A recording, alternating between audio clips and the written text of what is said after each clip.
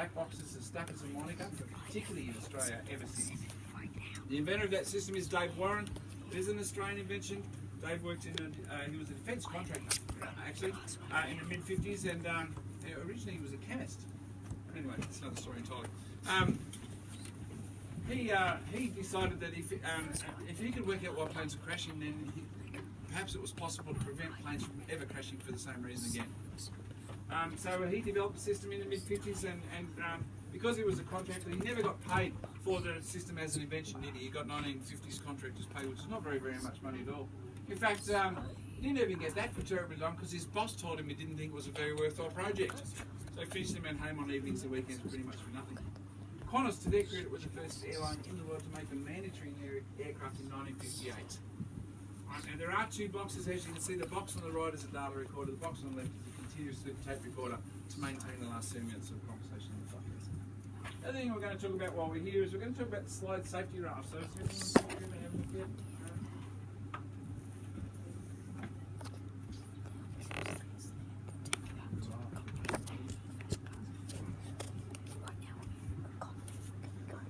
I'm going to put on a short little video for someone else to talk about the slide safety raft. So the narrator of this video is a gentleman by the name of Warwick Tainton. Warwick was the first officer aboard this plane. He then became a captain on the 747-400 series planes with Qantas until he retired. He then became chairman of the board here at the Founders. And the video will be playing on the screen. Here we are at door left 3.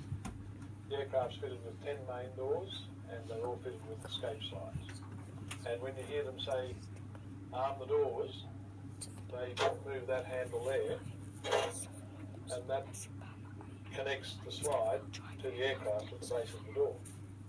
So that when you open the door, push it out, it automatically powers out, drags the slide with it, and whoosh, and out it goes.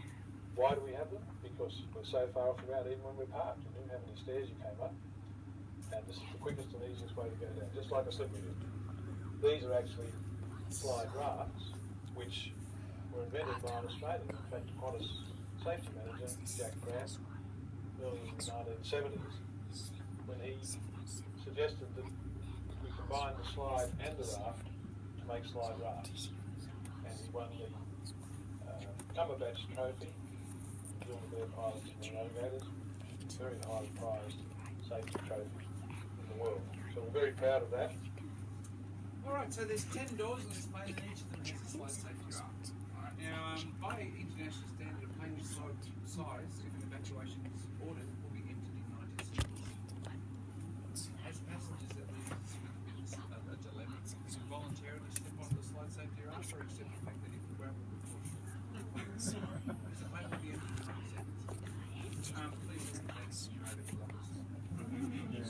There is a way to use them, just I'll just talk about that very briefly. A lot of people think the fastest way to get down one of those slides would be just like a water slide. And so He's talking about an emergency slide that comes out of the door, so they go boop. No, it's like a water slippery slide, kind of like that. So, I'm trying to get into a seat, but it's here, as you can see. So I think that means you can go past it because it's a very fragile plane. So I'm actually trying to open it. That gets more and more difficult as we get older. It's not imperative that you grab your ankles, but it is that you reach as far down your legs as you possibly can to stay sitting up all the way down the raft. And at the bottom of the raft, there are these, well, they're called deceleration pads. That's a really fancy name for Velcro. The Velcro grabs your pants and makes you stand up so you can step aside so the next person doesn't flinch on the way down. Now, it does other things as well, but this is a family tour. I'm not going to talk about that other than to say, please think about what you wear on aeroplanes when it comes to evacuations. We're going to head down the front of the plane, just down the left-hand aisle only, please. We've got to get, we're about, so we need to get a bit of a move on.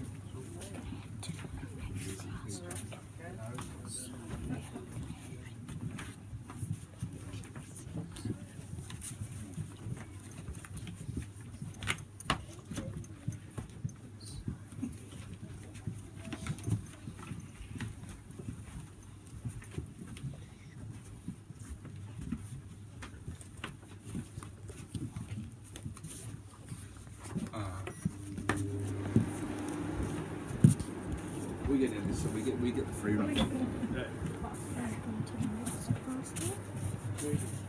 Yeah, a little bit. Sorry.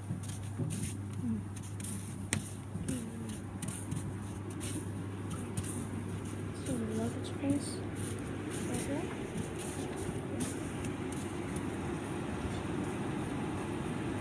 My mum was just taking a picture. You can see this. Now that is where I'm at food. These is where the little things right here. That's where I got food in. So then next class I think. There you go. As you can see guys, I scrapped a little bit of the button off. Something here, can see that we can actually go window, so we can go into next class.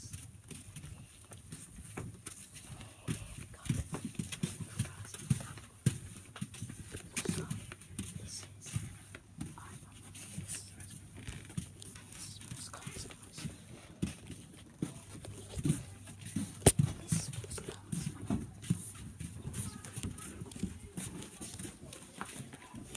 Alright everybody, welcome to business class. A lot of people do walking at the front of the plane and expect to walk into first class. For some people that's the only time in their life that they think that they'll ever have the opportunity to do that, and if you did think that, I do apologise. This is business class. Right, it used to be first class earlier in the life of the plane. Upstairs initially on 747-200 series, it was called the first class lounge, and it was on Qantas planes it was known as the Captain Cook Lounge. And first class passengers would walk up the spiral staircase to lounge around on sofas and drink free alcohol. Right. Now, Qantas had at various stages had problems filling first class seats, and they don't tolerate empty seats for very long. Right. So, by the time this plane was made, it didn't have a first class lounge at all. It was business class upstairs, first class down here. Qantas actually pulls the entire insides of these planes out every 3 to 4 years. The reason they do that is the entire airframe of the plane has to be inspected for airframe safety, and you can't do that with anything in the way. So pull the entire insides out, inspect the plane for airframe safety. You've got a blank canvas to refurbish the plane based on current market demand and trend. So the final fit out of this plane before it came to us saw here built as business class, upstairs as 30 economy seats. That increased the capacity of the plane to 408 passengers, and the plane finished its life flying Sydney-Perth. Except for 1 month before it came here. It was one of the 3 planes that Qantas sent to Bali after the Bali bombings to retrieve Australians. Right. Where are we within the plane? Well, the grey cupboard up the front there is a jacket cupboard. It's about 60 centimetres deep, and the back wall of the jacket cupboard is the back wall of the radar. Rows 1 and 2 are in front of where the captain and the first officer sit. They're roughly level with row 3 on the flight deck up above us. We have pulled the ceiling out underneath the flight deck to show everybody where the cables start that operate this plane. There's 6 kilometres of those cables within the plane. Because there's 4 for each single function, so that one breaks, there's 3 more to do the job. And when Qantas had the entire inside of the plane stripped out every 3 to 4 years, it gave them the opportunity to change the cables so they would never break. This is distinctly different from how modern aircraft are operated. Airbuses in particular have no cables whatsoever, and that's because their philosophy is the right people to fly planes that are computers, so it's called fly-by-wire. Which is a computer talking to a switch or relay in order to induce a function, input it as a command by the captain or the first officer. Raise elevators 15 degrees, bang, go.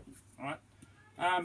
Boeing's belief is that the right people to fly planes are in fact pilots, and because of that philosophy, they still have a cable for each function in case their fly-by-wire system fails.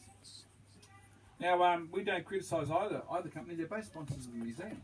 But it is interesting that the 2 major aircraft manufacturers in the world have such different opinions about who are the right people to fly planes. We'll just leave that at that, right? I did promise to show everybody the electrical equipment access panel later in the tour.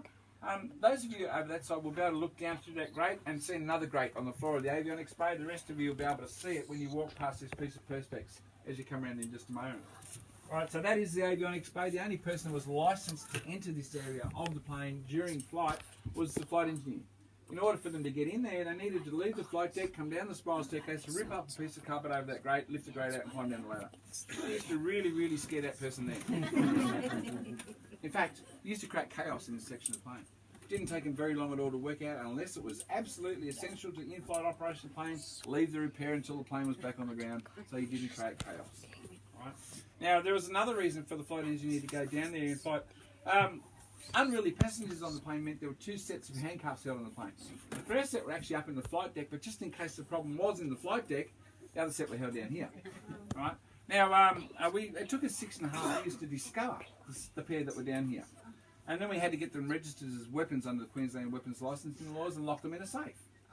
Nowadays, you could avoid all that. You could go and buy a bag of 100 cable ties or zip ties and you could up 50 people in no time at all and not have to worry about weapons licensing. Right? So there you go. We're going to go upstairs now. It's a spiral staircase and there's 14 steps to the top. If you stick to the left-hand side, which is the wider part of the tread on the way up, or the right-hand side on the way down, then it's easier to get up the spiral staircase.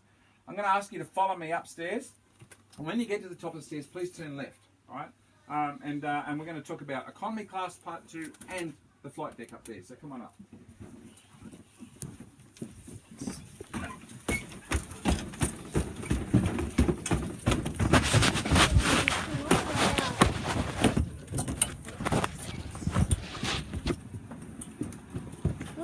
In that way.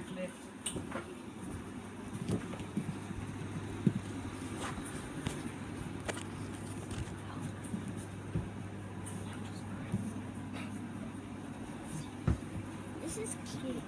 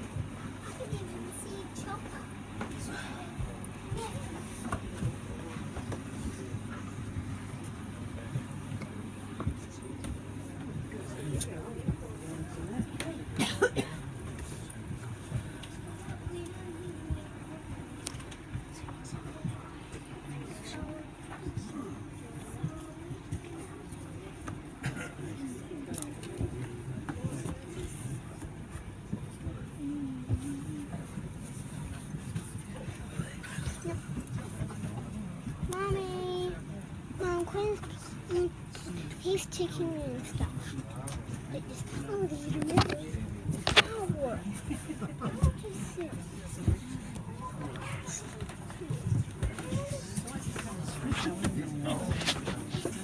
Alright, everybody, welcome to economy class part 2. Now, a lot of people, I actually think this would have been a great place to fly economy class. I wish I'd known about it in the 80s and 90s when I was practicing out of work a little bit. Because of the curved plastic roof here, we can't have overhead lockers like we do downstairs, so you're all sitting on underhead lockers, right? So that's how it was done. As economy class, we had 5 rows of 3 seats either side here with the central aisle, and that puts us 3 seats away from the window, which compared to the back of the plane is actually pretty good, right? You also had 2 hostesses more often than not working the galley up here and both serving meals, so even if you're the last person to feed up here, you only had to wait for 14 people until you got a feed, so it wasn't so bad.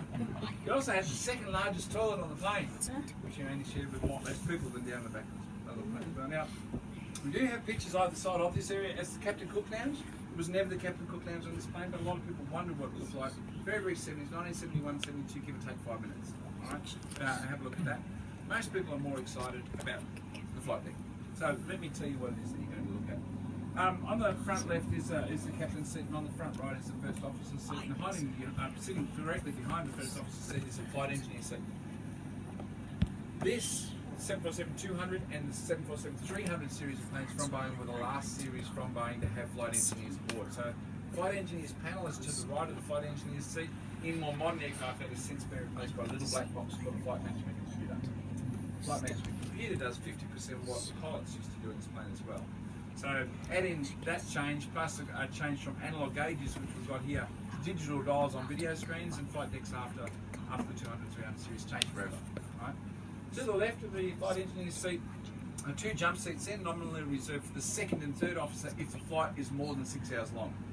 So the captain and first officer take off, 2nd and 3rd officer will fly in the middle, captain and 1st officer land. Right? If you've been relieved as a pilot and you are anything other than wide awake and ready to work, which is on duty, so in other words, if you're off duty, you're expected to leave the flight deck, and behind this wall are the only 2 bunks on the plane. They're reserved for the flight crew. There's 900 controls in this flight deck. Now, we can get rid of those in fairly large chunks, so it still makes it fairly impressive, but 50% of those controls are circuit breakers. So pretty much like your electrical panel at home, you ignore circuit breakers unless they trip. And if it kept on tripping, actually pretty well worked. So if you kept on tripping, they would look at it very, very carefully, given what I said downstairs about going to the avionics bay to fix it. Or they go, no, we'll just wait till the plane's back on the ground. But if it was absolutely essential, of course, they would go and sort it out. 45% of the remainder is the flight engineer's panel, and that was the flight engineer's job. He's not a pilot, and the pilots weren't flight engineers.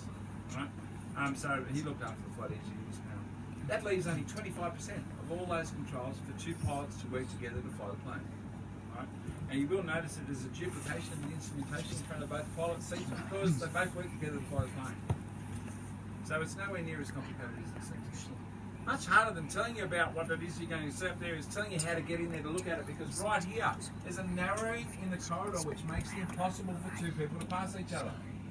So I've got this system that hardly ever works, but anyway, we'll see how it goes today.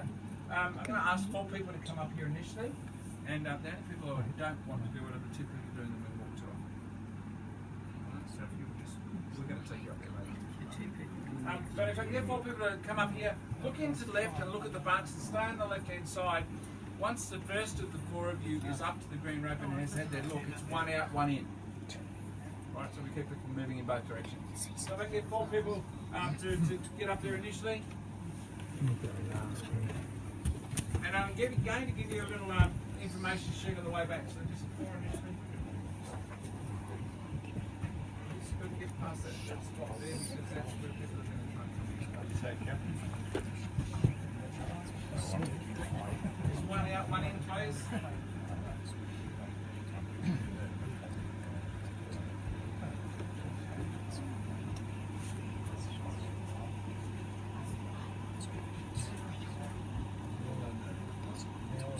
Right, 1 person in, please.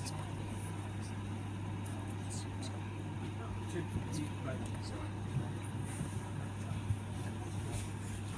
yes, sir. Alright. 1 out, 1 in, please.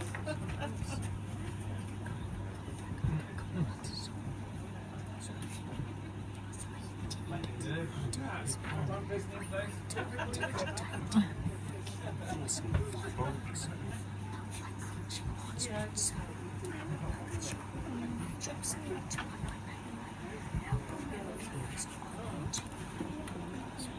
Please stand up.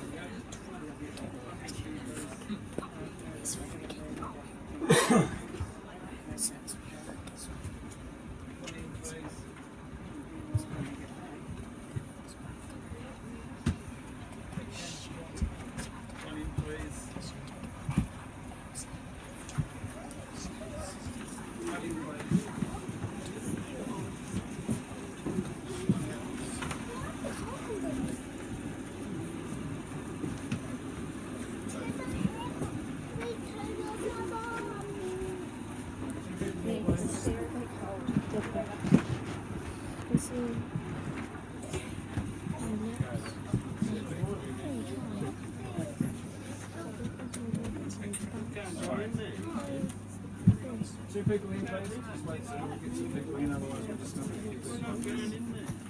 We're going to do step a little further past the please.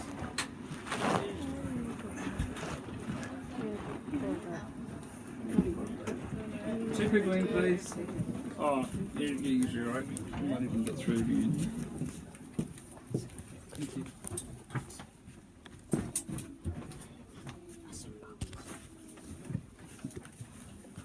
One person in, please? Oh, both you going, you'll be right. How are we going? We've still got some more to come? All right. Thank you. Right. You ever travelled in the jumpsuit? Pardon? You ever travelled in the jumpsuit? Yeah, I have. Yeah, mate, 2 weeks late. Only last year. Oh, did you? Yeah, that's very, very unusual. Yeah, we'll Almost go gone down. now. Yeah. Yeah, I did it before that was my institution. And some out things. Right, no worries. There you go. You want one of those? There you go. A couple more people in, please. Good job.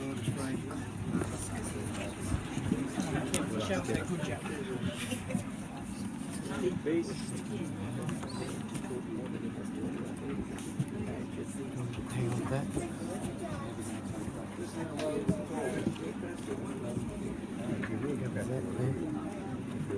Still on Queen, can you go? 22. And you're made veterans for other people. We have qantas in. I mean, you've got to go through this whole process. This is wrong. Alright, I'm going to tell you about the little information sheet I've just given you. Just to finish off the 747. So at the front, at the top, is a picture of the plane landing here in 2002. A lot of people ask if that was a problem. The short answer is no.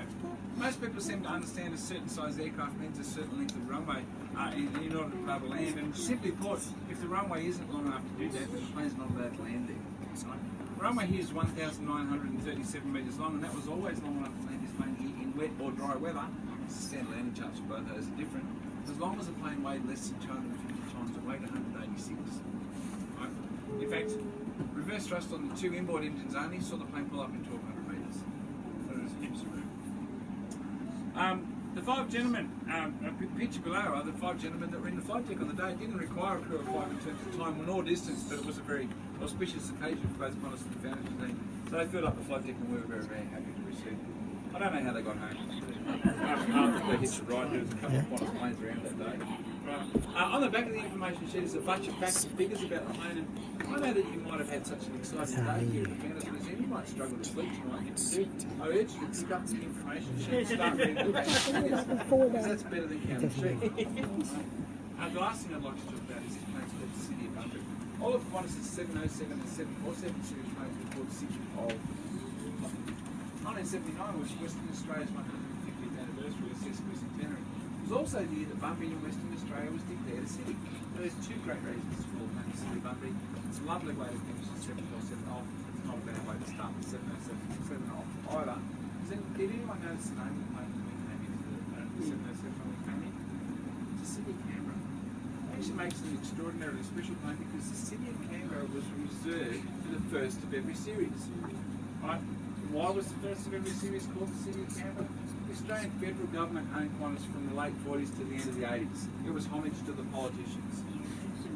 That plane came out the Boeing factory door as the City of Canberra in 1959. It was the first of Qantas' 707s. They ordered 13 initially, and they were the first airline outside the United States to do so. So that plane is, number one, first jet registered in Australia, first 707 sold outside the United States.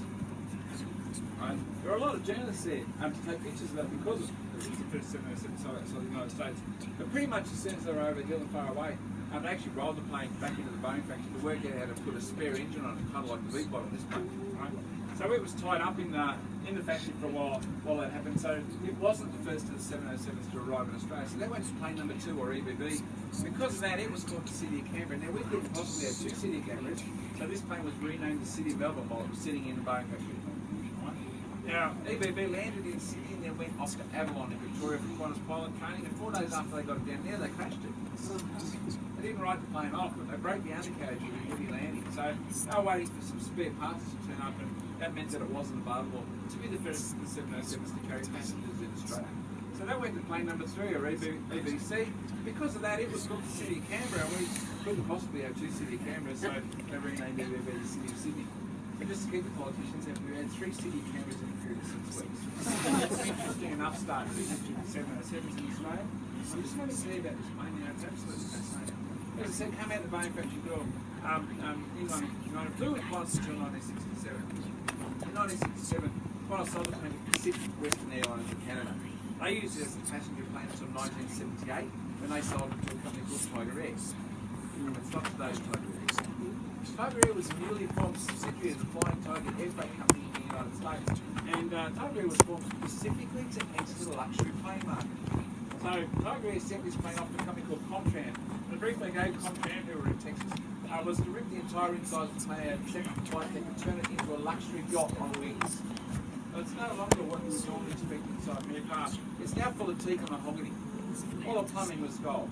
And first the microwave ovens, the first the satellite phones, first the fax machines, multiple Sony video screens throughout many of the rooms of the plane, and Sony CD stackers before Australia even knew what a CD or a CD player was. Also had acid etch mapped as well with gold bordering and gold filtering. It was completed in time for Tiger Air to take the plane to the 1981 Paris Air Show, where they were hoping to sell it to the Saudi Arabians for $51 million US. Qantas had bought the plane for $4.25 million. Tiger Air managed to make it very, very serious here in their market research. They asked Compton if you could play with big skin leather seats in the Saudi Arabian. No surprise at all, it didn't sell. Returned to the United States unsold. It did eventually sell 18 months later to the owner of a company called Airmark.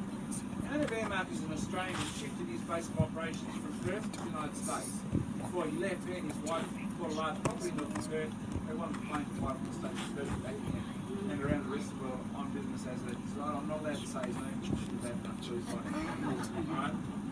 We don't know what he paid for the plane, but we know that it wasn't $51 million because it's totally irrelevant. And whatever he wasn't using the plane, he would lease it out presumably to whoever could afford to do so. And the Shamrock Book Company used to take up that option pretty regularly, but by far the most famous people we think to have been in the plane were this little group called the Jackson 5. In 1984 they did a world tour with Big Picture. That was Michael Jackson's last tour with Jackson 5 before his solo career went absolutely crazy. So there's actually pictures of Michael with the hostesses with the flight crew in the plane. Right? Now he fell in love with the plane and did want to buy it. But unfortunately, at the end of '84, there was a sudden change in the noise laws concerning jet engines, and the 707 series was suddenly grounded due to excessive fuel costs. So no one was allowed to buy it, or they could buy it, but no one was allowed to fly it. Comtran, the company had done the nose and fit out this a few years earlier, decided that they had an opportunity to develop a hush kit for the engines on these planes. If they succeeded, that would get the grounding lifted off the 707 series, and they did succeed. They needed a show plane. What better than the plane that outfitted a few years earlier to Tiger Air? So they bought the plane as a demonstrator after their hush kits. The whole thing went so swimmingly well they only needed to keep the plane for 18 months, and while they had the plane set time, put out the thick skin leather seats that had been asked to fit by Tiger Air, and they installed the seats that are in it now. And because of that, the new owner became the Royal Saudi Air Force. Basically, it became the private plane of the Saudi ambassador to the USA. He's a Saudi prince, and he essentially used the plane as a private plane on diplomatic business for nearly 9 years. After 9 years, he decided he should be flying in an Airbus. Why? All his Saudi cousins are also Saudi princesses, and all wore Airbuses, and he wanted one. So he got his Airbus. British Aerospace got this plane. They parked it at Southend-on-Sea, which is the northern bank of the Thames River, in what they call open storage. The Aussie definition of open storage is chuck it in the paddock and leave it to rot. Right? Southend-on-Sea is exposed to the North Sea, very, very wet location, and none of that was good for storing a plane. Right? But it did eventually appear in a magazine article in a magazine called Aeroplane Monthly, and Peter Elliott, who'd done some training aboard the plane when it belonged to Qantas as a flight engineer, saw that article and contacted all his engineer mates to found it and said, look, we've just got to do whatever it takes to buy the plane and get it back to Australia. It's far too important in terms of Australian aviation history to leave it rotting to pieces at Southend-on-Sea. So the museum agreed, and they went into negotiations with British Aerospace to buy the plane. It was not an easy negotiation. It took 3.5 years to nut the deal out. But in the end, we happily paid the final asking price of £5 plus VAT. After we bought the plane, Qantas sent a team of engineers over to restore the plane into variable conditions. So variable is kind of like a permit for a car. You're only allowed to use it under certain conditions. Basically, for an aircraft, it means flying from A to B. Now, because of all sorts of conditions imposed on it, it took 10 days to fly the plane back to Australia. And on the way back, it did drop in at Orlando, Florida to catch up with John Travolta. Does everyone know that John's the ambassador to Qantas? Yeah. Self-appointed? He actually volunteered to become the ambassador to Qantas after he bought his 707. A lot of people don't know this. John's plane is actually plane number 13 out of the original 13 that were ordered by Qantas. And he is the 8th owner. Right? We are the 8th owners of plane number 1. The two planes are pictured nose to nose at Orlando, the first and last time that opportunity ever arose. And that is also inside the plane. And the plane eventually arrived here in 2007. We've got a little footnote about John's plane, even though I'm running way late. John had to retire his 707 last year. He can't afford the upgrade. He could no longer keep it airworthy. So he decided to retire it last year, and then about 4 weeks ago they announced, John and Haas at Albion Park in New South Wales announced that John is going to donate that 707 to Haas at Albion Park.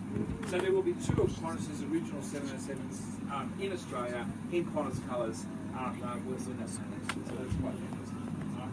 Now, it is very, very difficult to think of an aeroplane as a museum piece. We're fairly tolerant when it comes to this plane, but we've had to become totally intolerant when it comes to the 707. Everything in that plane is a custom piece. Now, please believe us when we say that the cupboards are empty and there's nothing behind the doors to see. Otherwise, we'll be showing you. Some people haven't in the past and have had to open the cupboards to find out for themselves, but not knowing how to open the cupboards and broken things. We can't replace them. They are irreplaceable. Right? So we've got, we used to be polite about it, but we've become impolite about it. Don't open the cupboards.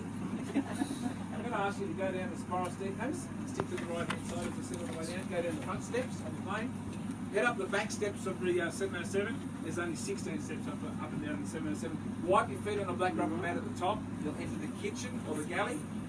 Turn left, you'll go through the public lounge room. The next room after that is called the main saloon. That's where Kathy and I'll meet you. We've got to go up the front steps and turn the lights on. Right, so we'll meet you in the middle. Come on over.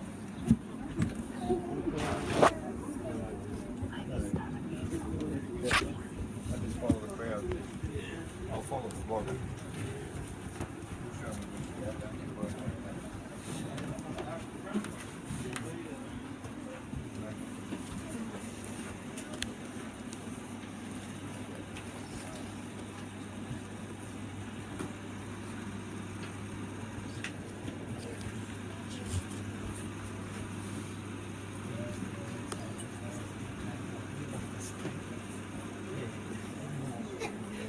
To get in one of them.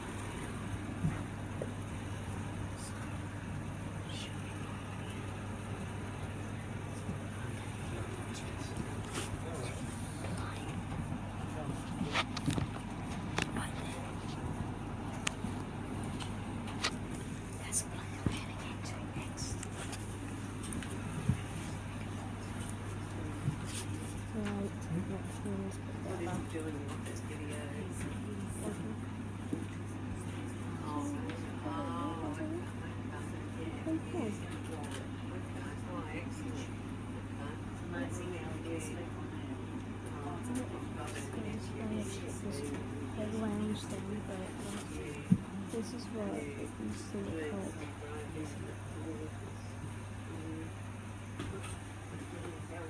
That is what that whole place used to look like. Okay, so we're going to head to do it without it. Last thing.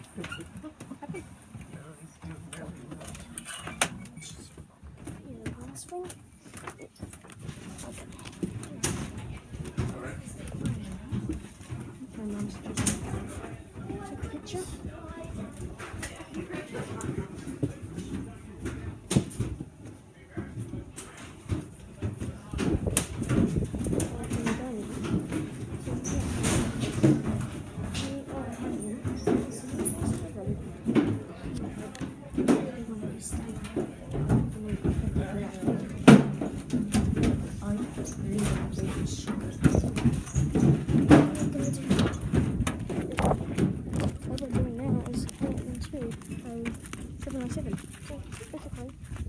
Yep. That plane, that's the plane that we're going to head into next.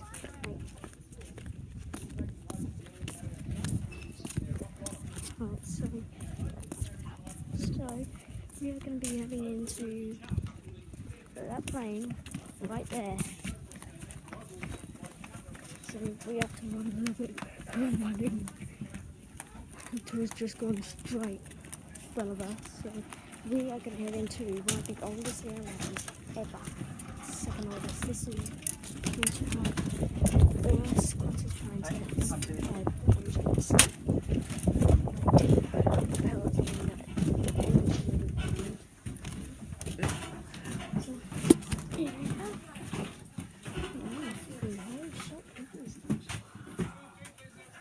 This place is awesome. Holy crap. Look at this. That's what this place looks like. Is everybody? Yeah. Alright everybody, well welcome. I'm not quite sure what it is the people expect when they walk into a 707, but I don't think this is it. Right? It is amazing to see how the other half live. It should be no surprise to anyone in particular that a plane like this doesn't end up going into open storage and ends up with all its gold left in it. Right? One of the victims was our acid etched map of the world. What we've got here is it's just here. All the bordering and the filigree has been taken off the base. All that's left on it now is the 10 stops the plane made here on the way back from the UK to Australia in 2016. As a base, it's not terribly accurate. Australia and Papua New Guinea are joined together, New Zealand's one island, the UK is part of Europe, and the Canadians are pretty upset about Nova Scotia missing. Right? If you add the bordering and you add the filigree, you will notice on this photo just here, when you come down what we call the railway corridor in just a second, adding the gold added the detail. Not everything that glitters is gold. We've got 2 water-filled crystal bases on the table lamps in this room. They are attached to the tabletop so they will not fall over in flight. I'm absolutely positive that was not about the breaking, it was about losing the light. Anyway, these are the 2 public rooms on the plane. This section here is the private section. So the first room on the left is the private bathroom. The next room after that is called the private sitting room. The next room after that is the private bedroom. It's got a queen size bedroom. One single seatbelt that fits in the middle. Attached to the private bedroom is the private office. It's got a large circular shower in it, which is way ahead of its time. There's lots of modern caravans so here they have shower. But it certainly weren't large and it wasn't 81. Right? It's also got a bidet as well as a toilet, and it used to have a solid gold sinking. Unfortunately, it's gone. Anyway. After that, you'll follow the corridor around. The first room on the left is the hostess's rest area. We're not allowed to sleep on the plane because directly across the corridor from them was the fax machine, which I expected to answer immediately. After that, you'll see the flight deck of the plane now. So 1979, 1959, 20 years between the 2 planes. You can be excused for thinking it's only 80 months old. They're remarkably similar. It's not terribly hard to imagine either flight deck and other plane. After that, I'll get you to come down the front steps and over underneath the wing of the DC-3 inside so we can get the tour and go on with the wing walk tour for the couple of you doing that. Come on through, please. Do you see who that is? Michael Jackson. Michael Jackson was on this plane.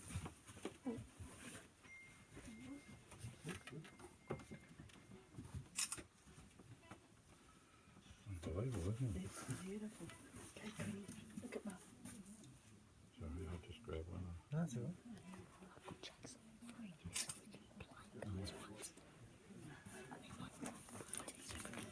What would it cost to fly in this thing? Yeah. Qantas before.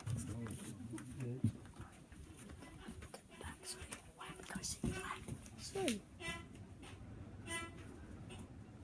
I haven't seen a lavatory in a plane before, so what the hell?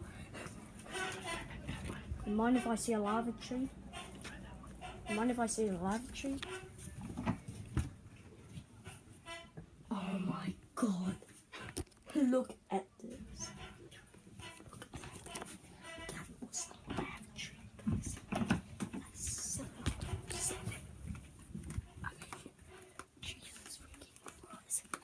Beautiful seats. So, if I guess who that guy is, it is Michael freaking Jackson. Yes, Michael Jackson. He went in his freaking life.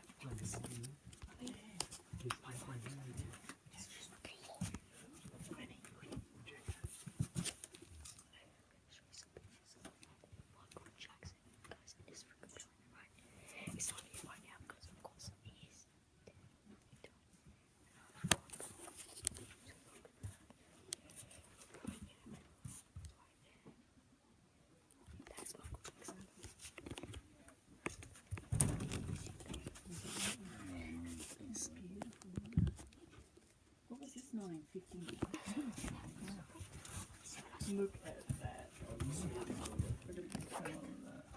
They have the little West Wings. They are sick.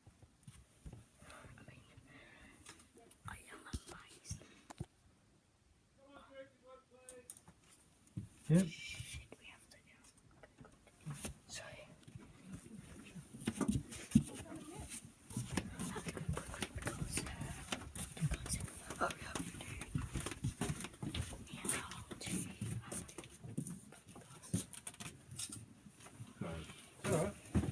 Underneath the wings, please, everyone.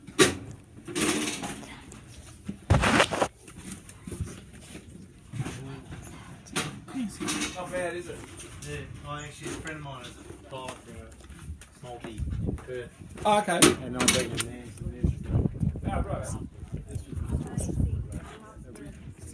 It is, isn't it, Grace? Coming over underneath the wings to do some Right. We're gonna get some straight on right?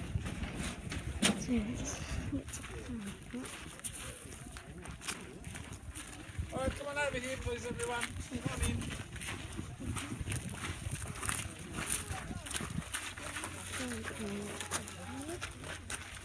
Alright, we're going to finish the tour here with the oldest plane in the barricade. This plane turns 75 this year. Alright. As I did say at the start of the tour, it's a DC-3, but it was a C-47. Well, what's the difference between a DC-3 and a C-47? One door. Both planes are made by the Douglas Corporation, which is where DC comes from or DC 1, 2, 3, 4, 5, 6, 7, 8, 9, 10. But the C-47 was the United States Air Force military spec, and they asked for 2 doors, and having those 2 doors allowed them to do things like open both doors and fit 3 Willys Jeeps inside the plane. Right.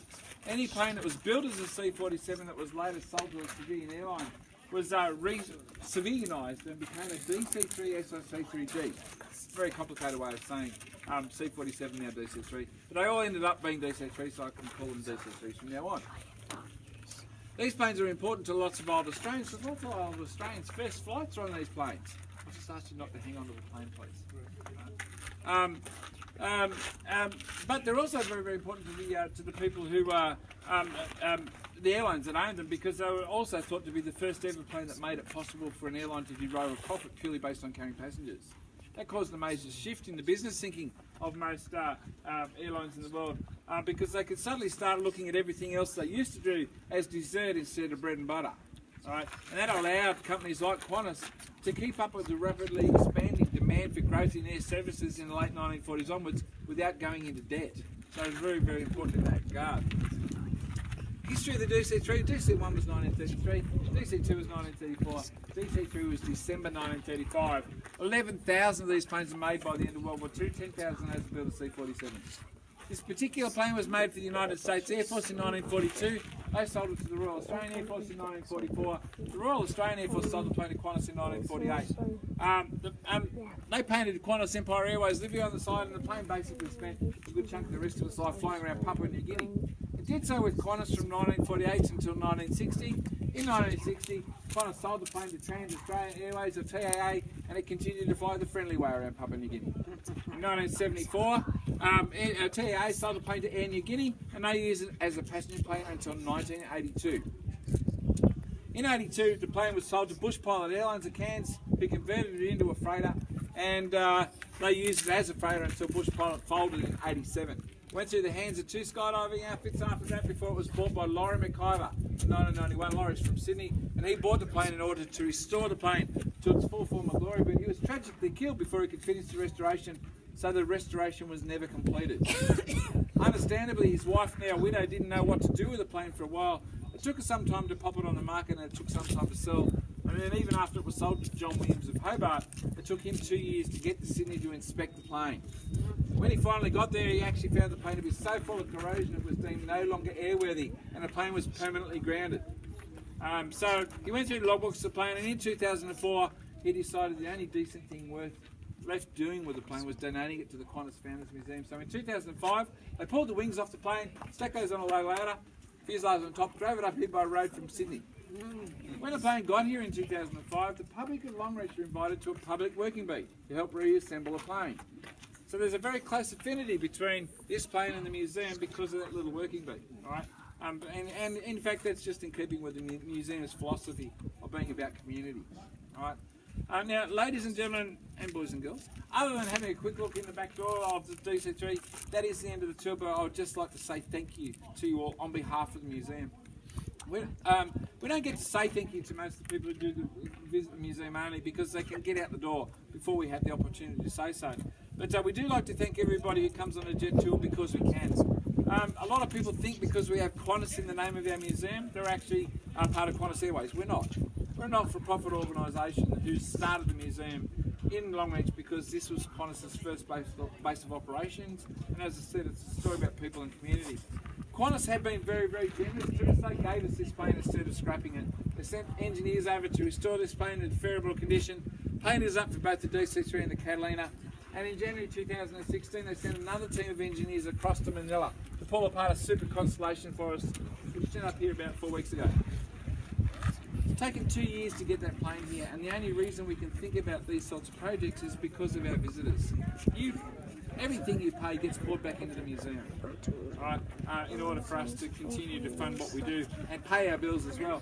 Now, so Connie's going to be about a $1.5 million project by the time it's all done, and we would like to put a roof across this section of the museum.